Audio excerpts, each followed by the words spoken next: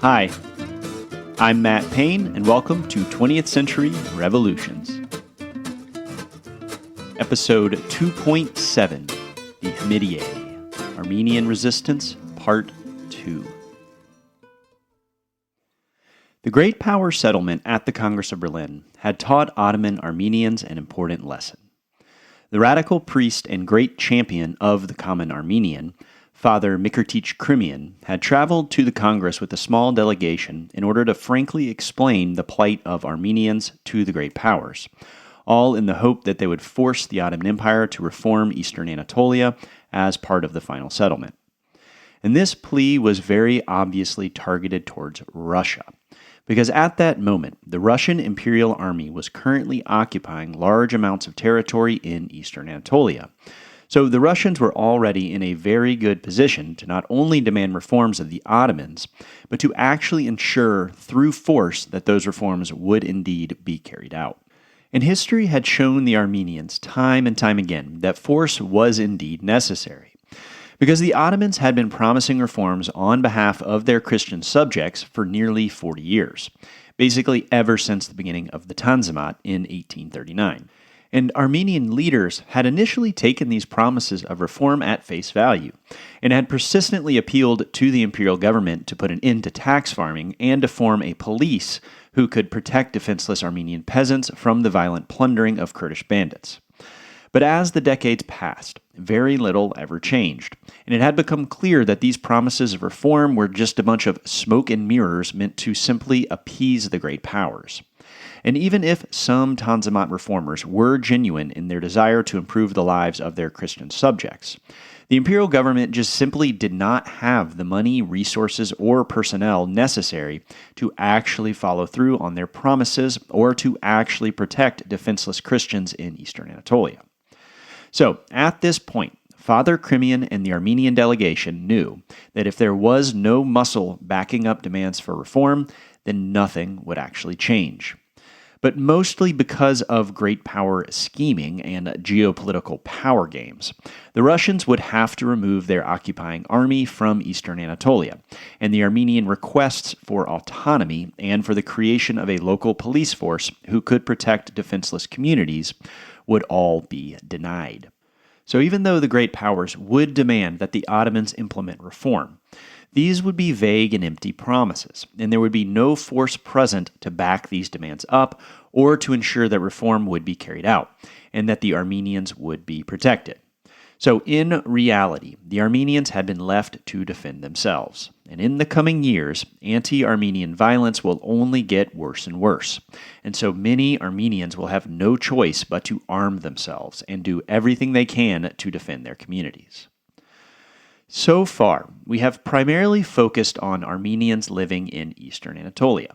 And while there was a critical mass of Armenians in this area, there were also many Armenian communities scattered throughout other parts of the Ottoman Empire and throughout other parts of the entire world. And in the coming years, these communities amongst the global Armenian diaspora will become ever more important as Armenian nationalism grows as an ideological movement. And with the Ottoman central government and the great powers both essentially leaving the Christians of the Ottoman Empire to their own fate, Armenians in places like Constantinople, Tiflis, Paris, and Geneva will do their best to help their fellow compatriots still suffering within the increasingly lawless landscape of Eastern Anatolia. In many ways, the Armenians had always been a scattered diasporic people. Historically, the Armenians had long populated what we can think of as a triangle of territory running from the Mediterranean Sea in the southwest, up to the Black Sea in the north, and over to the Caspian Sea in the southeast. See the maps at 20thCenturyRevolutions.com. And throughout their long history, this location would consistently put the Armenians right on the border of rivaling empires. At first, this would be the rivalry between the Roman Empire and the different Persian empires of antiquity, who would fight off and on wars for about 600 years. And then starting around about the 1500s, historic Armenia would then become the meeting point of the three great empires of the Ottomans, the Russians, and the Persian Safavids. And these three empires would also fight off and on wars for hundreds of years. And well, throughout all of these great clash of civilization style conflicts, the Armenians just kind of kept doing their thing. And Armenian leaders would often have to ally themselves with one or more of these great powers in order to ensure the survival of their little kingdoms or tribes. In the long run, what this would mean is that there were very significant populations of Armenians in the Ottoman, Persian, and Russian empires. And in all three of these empires, Armenians were discriminated against and persecuted to varying degrees. But in spite of this, many Armenians built up very prosperous communities, especially in cities, as quite often the best way for them to move up in the world was through trade and commerce. So, Armenians would thrive as merchants and traders in cities like Isfahan in central Iran, Tiflis, today's capital of Georgia, but then a part of the Russian Empire, and of course Constantinople, which was home to the single largest community of Armenians within the Ottoman Empire. And then because they often faced some level of persecution, many Armenians also decided to leave their historic homeland and to settle abroad in places as far west as London and Paris, and as far east as Madras in southern India. So for quite a long time, the Armenians had been a scattered people. And while many did hold on to their traditional culture and language, and especially their traditional Christian apostolic faith, these Armenians of the diaspora usually saw themselves as loyal subjects of their respective empires, be them Russian, Persian, British, French, or Ottoman. And within the Ottoman Empire specifically, the Armenians were long referred to as the loyal millet, because they were highly valued for their skills in commerce and for their generally cosmopolitan outlook within what was a very cosmopolitan empire. But then things would begin to change with the onset of the 19th century. And like so many other transformations witnessed in this century, the changes brought about in the Armenian diaspora can ultimately be traced back to the French Revolution. Because as good disciples of Mike Duncan, we know all too well how the dominoes would begin to fall as the French Revolution led to the Napoleonic Wars, which laid the groundwork for the nationalist uprisings of 1848, and so on. And then within the Ottoman context, the Greek revolutionaries of the 1820s were very directly influenced by French revolutionary ideas, with countless Napoleonic War veterans playing a direct role in the Greek War of Independence. And due to their miraculous success, the Greeks would go on to inspire other Christians of the Ottoman Empire to similarly dream of national liberation. Now, the Armenians, especially those living within the Ottoman Empire, would be a bit late to this nationalist party, and this is at least in part why they were referred to as the loyal millet. Many Armenians had thrived within the Ottoman imperial system, especially the merchants and businessmen of Constantinople. And these prosperous Armenians did not really have a good reason to want to turn the world upside down. But even so, revolutionary nationalism would gradually become more and more prominent amongst the Armenian intelligentsia, especially within the urban centers of the Armenian diaspora, where people were generally more well-off and better educated than the Armenian peasants and townsfolk of eastern Anatolia. An especially important center of this burgeoning nationalist movement would be Tiflis, in the Caucasus region of southern Russia.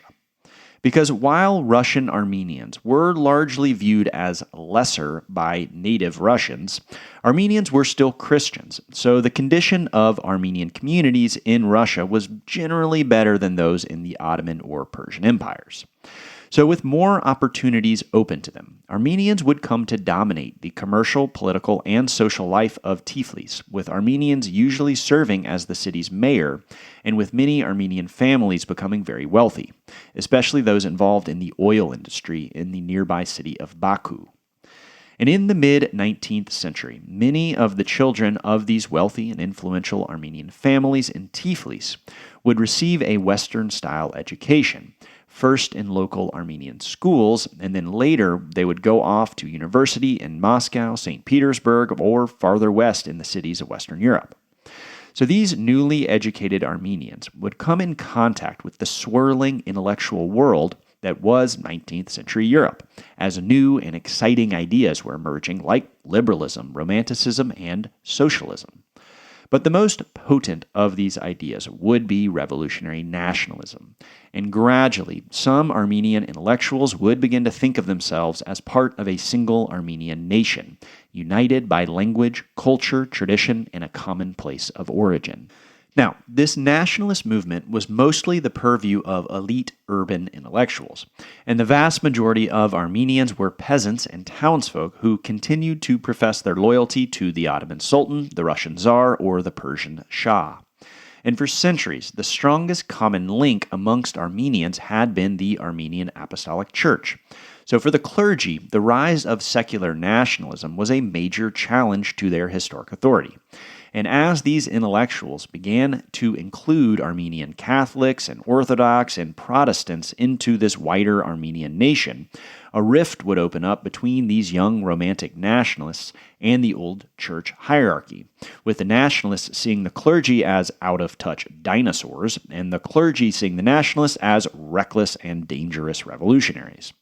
So, for quite a long time, revolutionary nationalism amongst Armenians was limited to a small group of young radicals centered in the Russian city of Tiflis.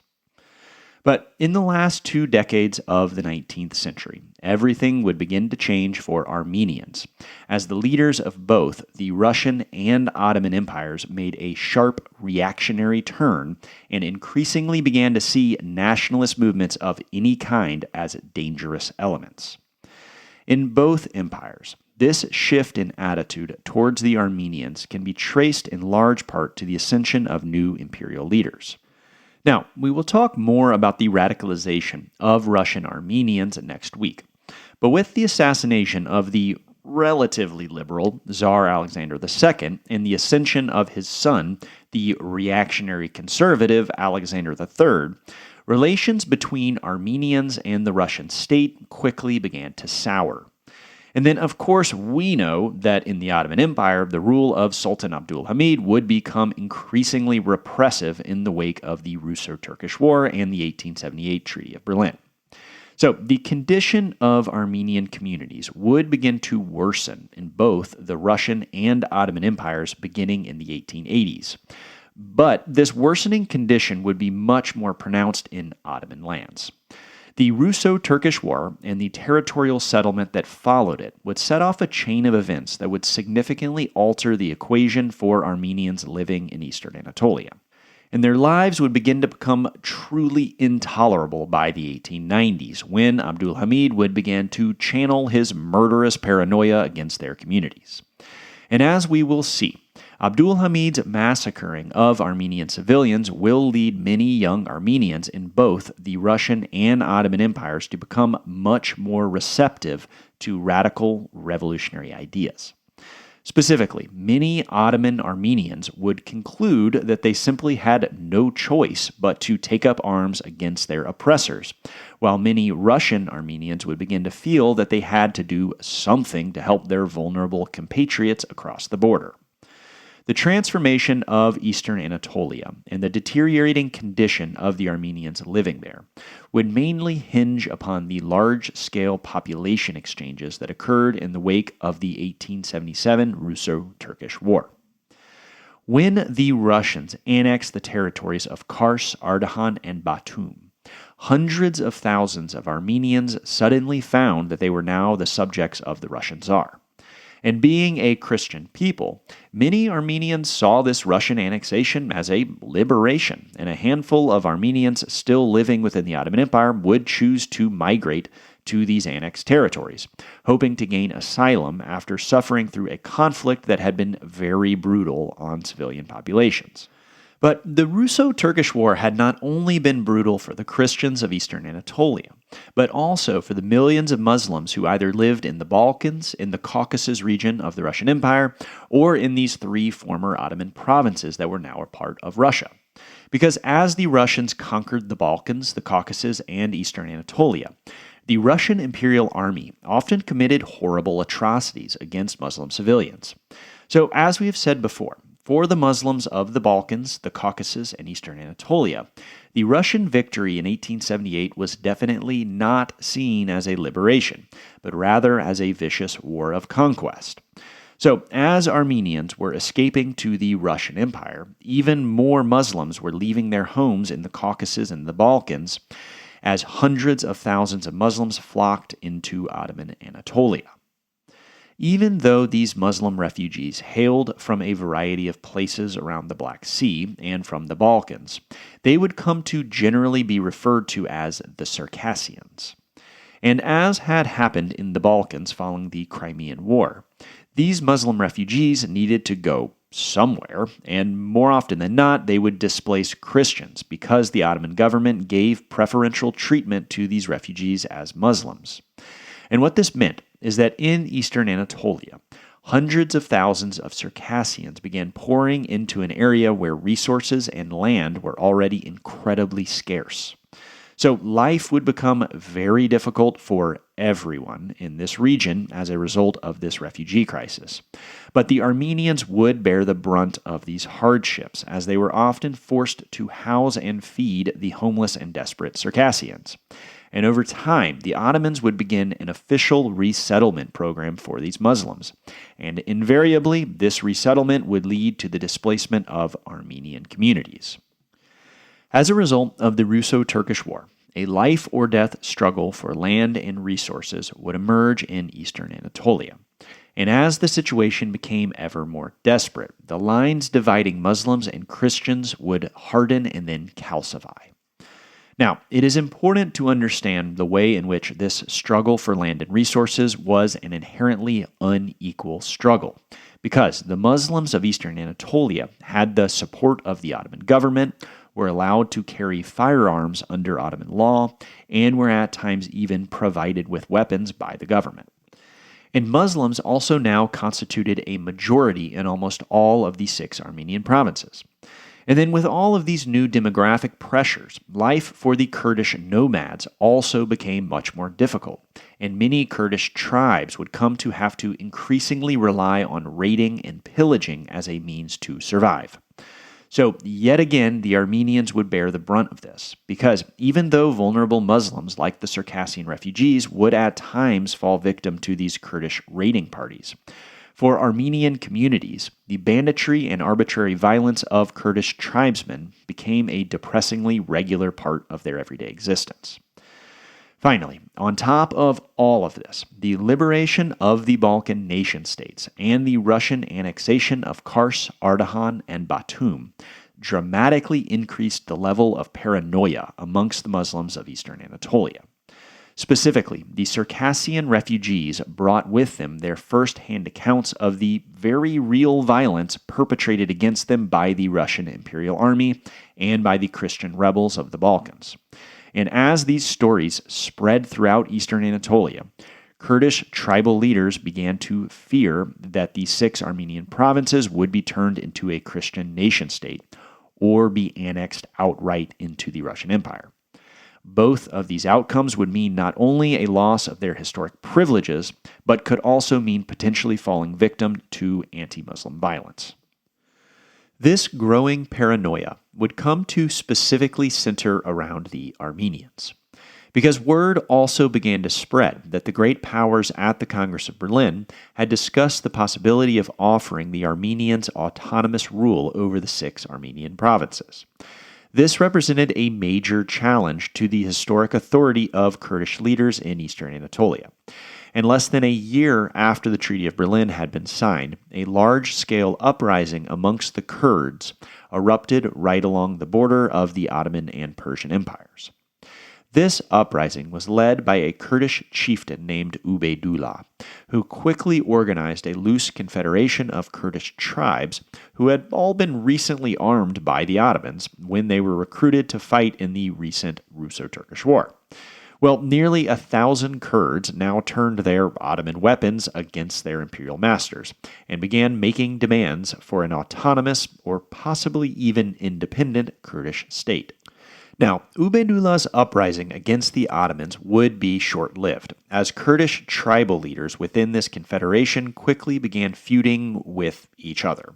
And the Ottoman authorities took great advantage of this disunity by essentially offering deals to different leaders to get them to switch their allegiance. And once it became clear that the uprising really wasn't going anywhere, Ubaydullah would himself take the Ottomans up on their offer, as he essentially agreed to move the focus of his revolt out of Ottoman lands and into the Persian Empire, in exchange for informal aid from the Ottomans. And when Ubaydullah's uprising moved into Persia, it would actually gain some serious momentum. And at the height of his power, Ubaydullah would bring together hundreds of Kurdish tribes and tens of thousands of Kurdish rebels. And many of these rebels would be armed with modern breech-loading rifles given to them by the Ottomans. With their large numbers and their modern weapons, the Persian army would have a very tough time putting down this rebel force, though they would finally defeat Ubaydullah's confederation by 1881. The legacy of Ubeydullah's revolt would be important for a couple of reasons. To begin with, the uprisings would create a better organized Kurdish resistance to the rule of both the Persian and Ottoman empires. And Ubaydullah is often pointed to as one of the earliest tribal leaders to articulate Kurdish nationalism. Now, we should keep in mind that at this point, there was very little in the way of a Kurdish nationalist movement, and the Kurds were mainly still made up of scattered tribes who warred with each other just as often as they faced off against their imperial overlords. But Ubeydullah's son, who was an important leader in his father's rebellion, would go on to become a very important Kurdish intellectual and politician. And in 1908, he founded the very first Kurdish political organization. And as the leader of this Kurdish nationalist society, Ubeydullah's son would serve in the reconvened Ottoman parliament after the Young Turks had forced Abdulhamid to reinstate the constitution.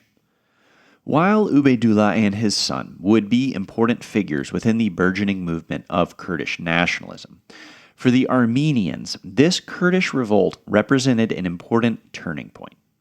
In his revolutionary declarations, Ubaydullah specifically stated that he was rising up in order to prevent the creation of an autonomous Armenia.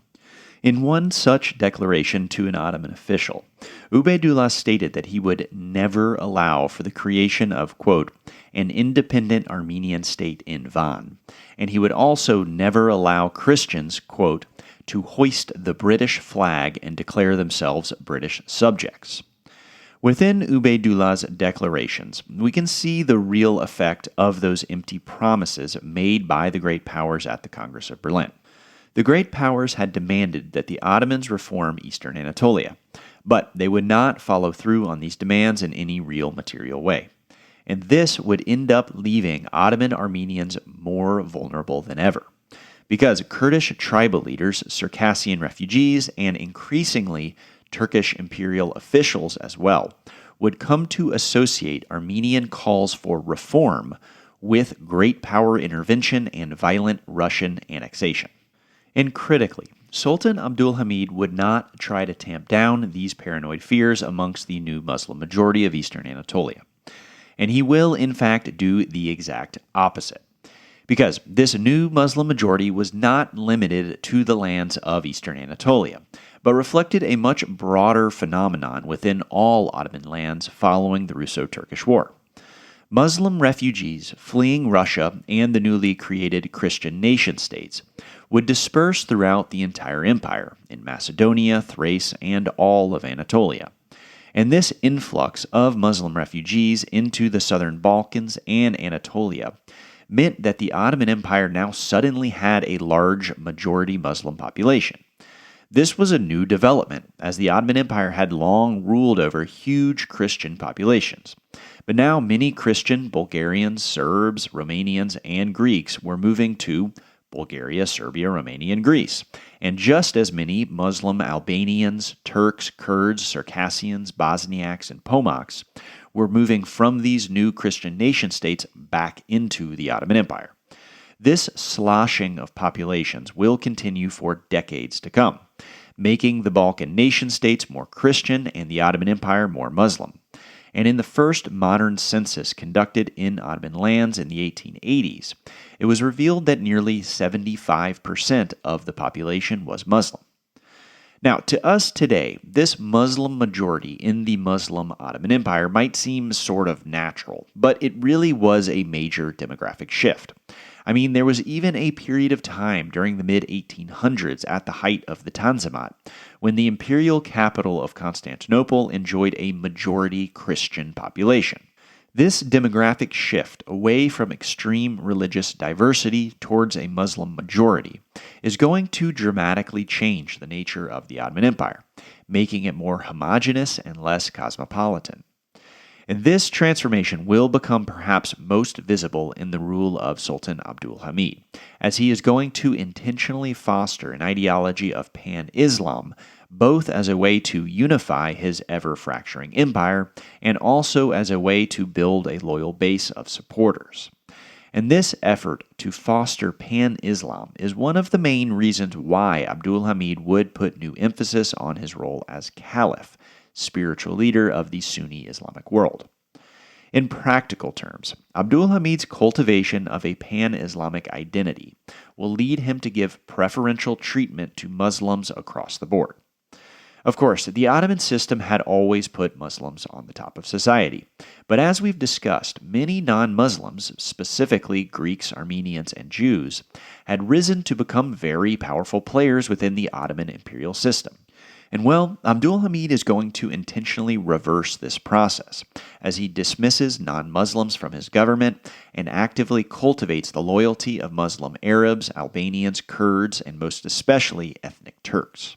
But within the specific context of Eastern Anatolia, Abdulhamid is going to develop a unique approach surrounding the Kurds in his effort to centralize imperial control over this unruly periphery of his empire.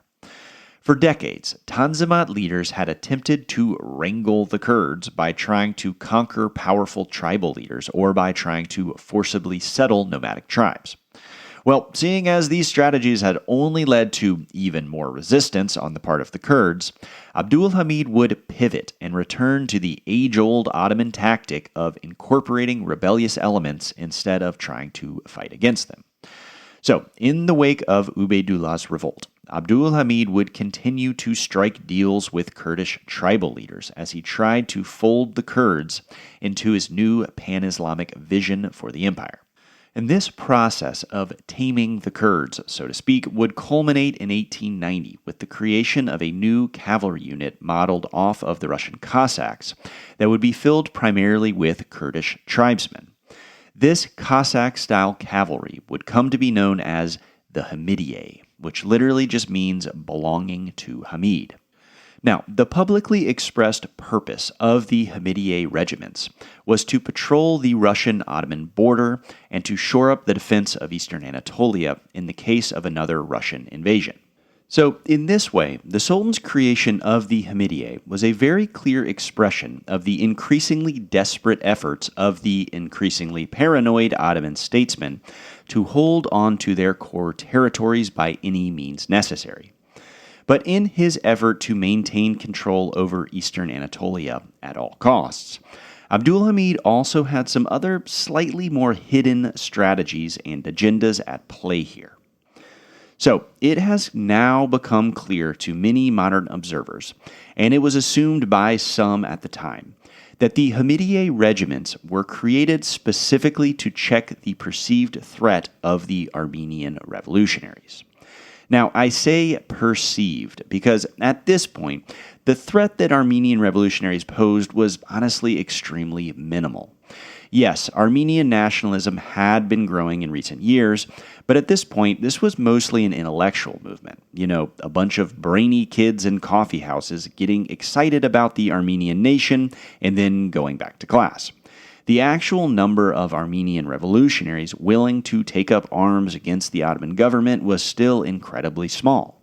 And the tiny number of young Armenian radicals that there were mostly over across the Russian border in Tiflis and not in Eastern Anatolia. That being said, though, there were some signs of revolutionary activity beginning to flare up in certain parts of Eastern Anatolia amongst the Armenians. And to end today's episode, I want to return our focus to one city in particular that will become a very important hub of Armenian resistance, the city of Van. You may remember from last week that Van was the hometown of Father Krimian, the former church patriarch who had led the Armenian delegation at the Congress of Berlin. Well, after learning at the Congress that the great powers were going to be no help at all, Father Krimian returned home to Van to continue his work as an educator, as he opened new schools and founded local educational societies. In the early 1880s, the newly radicalized Krimian would increasingly direct his teaching towards organization and self-defense. And through the efforts of Father Krimian and other town leaders and teachers, a new cohort of better educated and more militant Armenians began to emerge as the graduates of these schools in Van. Now, all of this organizing and teaching had to be done with the utmost secrecy because the Ottoman authorities were insanely paranoid about any sort of activity that might seem revolutionary in any way. And indeed, when the imperial government got wind of these activities, they quickly began to crack down on the educators in Van. Father Krimian would himself have to leave home in 1885 as he was forced by the authorities to take up residence in Constantinople, where the imperial government could keep an eye on him. But in that very same year, a small group of young Armenians from Van, all of whom were recent graduates of these newly liberalized schools, would hold a fateful meeting in the wine cellar of a local Armenian merchant. Sitting amongst the recently pressed grapes and the casks of fermenting wines, these young students would form the very first Armenian political party in history, a party that would come to be called the Armenicans. When first formed, the Armenicon party was literally just 9 dudes in a wine cellar, but from its origin, the party did have some important connections to the intelligentsia of the Armenian diaspora. Specifically, one of their beloved teachers, a man named Mekirtich Portucalian, was currently living in Marseille, France, as he had been exiled during the same sweep of arrests that had seen the departure of Father Krimian. So with the help of their exiled teacher, Portucalian, these students in Van would establish a secret correspondence with the émigré scene abroad and would put together a new journal called Armenia. Under Portucalian's leadership in Marseille, the Armenia Journal would become the unofficial organ of the Armenicon Party, and it would become the first Armenian newspaper to specifically preach revolutionary aims. Armenian intellectuals from across the world would contribute to this Armenicon Journal, and it would become an important incubator of revolutionary thought amongst the Armenian diaspora. Now, this radical journal was, of course, banned in the Ottoman Empire, but Armenicon party leaders would take trips abroad and then smuggle copies of the journal back home. Then, Armenicon agents began to distribute the paper to their fellow students in Van, and eventually the journal would reach other parts of eastern Anatolia and the Ottoman Empire more generally. And so began the very slow and gradual process of creating a radical scene amongst Ottoman Armenians.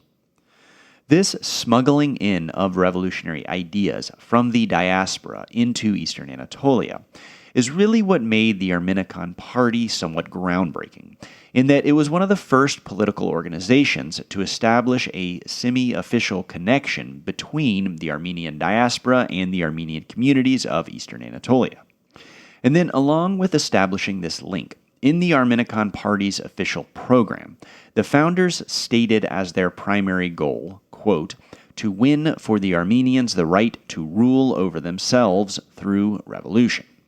So this was an international revolutionary party representing the interest of all Armenians, regardless of their specific denomination of Christianity or specific place of origin. In short, this was a party committed to Armenian revolutionary nationalism. As violent unrest continued to grow in eastern Anatolia throughout the late 1880s, one of the primary activities of the Armenicon Party was to train Armenians in the use of arms and to teach them methods of self-defense. And an inherent aspect of this effort was the organization of guerrilla bands and the smuggling in of weapons. Now, interestingly, the majority of their weapons were actually procured by bribing Turkish officials. But the Armenicans would also send agents into the Persian Empire to collect weapons and ammunition to be brought back over the border. Well, on one such mission in May of 1889, a group of 3 Armenicans crossed the border from Persia back into Turkey, disguised as Kurdish tribesmen and carrying a stash of weapons. These 3 revolutionaries were stopped on a road near Van by a group of Turkish gendarme police, who ordered the Armenicans to disarm. Getting spooked and feeling that their cover was about to be blown, the 3 revolutionaries refused to disarm, and in response, one of the Ottoman policemen fired on them. A brief but chaotic firefight then broke out, and this encounter ended with 2 of the Armenicans dead and 1 miraculously escaping. Now, such scenes were honestly pretty commonplace within the Wild West atmosphere of eastern Anatolia. But when the Turkish officers searched through the dead men's possessions, they found secret papers that detailed revolutionary objectives, as well as multiple letters written from fellow Armenican agents, one from London and the other from Portucalian, their exiled teacher in Marseille. When this evidence was presented to the imperial government in Constantinople, it set off a firestorm of paranoia, as it confirmed all of the wildest suspicions of Abdulhamid and his ministers. Here it was, proof that there really was a broad revolutionary conspiracy amongst the Armenians, and this conspiracy had links to the great powers. See, the letters are from France and Britain, Your Majesty. For certain Ottoman leaders, it was now believed that the empire was at risk yet again of being dismembered by the deadly combination of European imperialism and revolutionary nationalism, and so dramatic action would need to be taken to save the empire. News of this incident would be widely published in both Turkish and Armenian newspapers, and these publications would begin to spread Abdulhamid's wild paranoia throughout the Ottoman Empire, as journalists conjured up the specter of the Armenian revolutionary conspiracy for all to see. Now, I need to stress once more that calling these 3 Armenicans traveling with a few guns and some letters from their emigre friends a conspiracy is quite an overstatement. At this point, the Armenian revolutionary movement was still incredibly small, and even though there were a handful of revolutionaries such as the Armenicans organizing in eastern Anatolia, we have to keep in mind that their activities were super limited, in large part because most Armenian civilians still saw revolutionaries as dangerous elements, whose disloyalty to the Sultan might bring on harsh reprisals against their communities. Put simply, Armenian revolutionaries posed no real threat to the Ottoman government at this time. But to Abdulhamid and other Ottoman leaders who had lived through the trauma of the Balkan uprisings and the subsequent Russian conquest, the Armenians appeared to be a very real threat. And in the coming years, Abdulhamid is going to massively overreact to this perceived threat. So, just over a year after this incident surrounding the Armenicans, Abdulhamid would form his Hamidiye cavalry to patrol eastern Anatolia. And even though the official stated purpose of this new Cossack-style military unit was to shore up the defense of the Russian border, for Abdulhamid, the shoring up of the border also meant preemptively crushing any potentially revolutionary elements that might make his empire vulnerable to invasion, because this is exactly what had happened in the Balkans. But Abdulhamid's preemptive suppression of the rebellious elements of eastern Anatolia actually had 2 sides to it. Because, as evidenced by Ubeydullah's revolt, the Kurds were in actuality much more of a threat to Ottoman rule in eastern Anatolia than were the Armenians. And Abdulhamid was quite aware of the Kurdish threat as well. And this gets us to the real heart of the Sultan's strategy in creating the Hamidiye cavalry. With one single move, Abdulhamid was attempting to defuse the perceived threat of Armenian revolutionaries by creating a force that could suppress their activities, while at the same time he sought to neutralize the rebellious Kurdish tribesmen as he brought their leaders into the Ottoman fold by recruiting them into his Hamidiye regiments. And while this was a pretty clever political gambit by Abdulhamid, in the end it would largely backfire. Because in his effort to bring Eastern Anatolia under tighter centralized control, he would unwittingly create stronger bonds amongst Kurdish leaders and simply fan the flames of Armenian revolutionary nationalism, as his repressive measures will do more than any other single factor to drive formerly loyal Armenians into the arms of the revolutionaries. Because the Sultan's new Hamidiye cavalry are going to become uncontrollable, and they will commit terrible atrocities against the Armenian communities of Eastern Anatolia. And these so-called Hamidian massacres will once again attract unwanted attention from the Western great powers. And this arbitrary violence will harden the resolve of Armenian revolutionaries who will continue to see no other option but to fight back and defend themselves. So, going into the 1890s, Abdulhamid had begun to turn the Ottoman government away from a policy of compromise, and he would no longer attempt to lessen interethnic conflict in Eastern Anatolia. Instead, with the creation of his Hamidiye regiments, the Sultan was intentionally heightening interethnic tension as he gave official government sanction to the ongoing violence of Kurdish tribes towards Armenian communities. Because of this new pro-Kurdish policy, the situation for the Armenians of Eastern Anatolia would become increasingly desperate. And as things quickly deteriorated in Eastern Anatolia, Armenian radicals from across the diaspora would come together in an effort to help their brethren suffering under the tyranny of Abdulhamid. So, Armenian intellectuals in Paris, Geneva, Constantinople, Moscow, and most especially Tiflis would do everything in their power to bring public awareness to the plight of the Armenians in Eastern Anatolia. But even with these desperate pleas, it had become clear that the great powers were going to do nothing of substance to help. The Armenians would have to defend themselves. And it is within this context that more and more Armenians would begin to follow the example of the Armenicons, organizing revolutionary committees and sending weapons, resources, and revolutionary agents into Eastern Anatolia to help defend their fellow Armenians from the arbitrary violence of the newly created Hamidiye cavalry.